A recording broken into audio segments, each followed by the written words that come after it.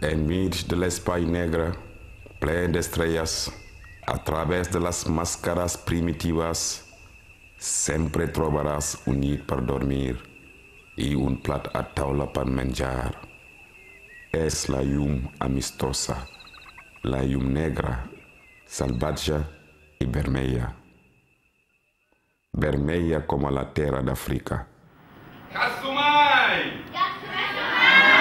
Benvenuti a casa!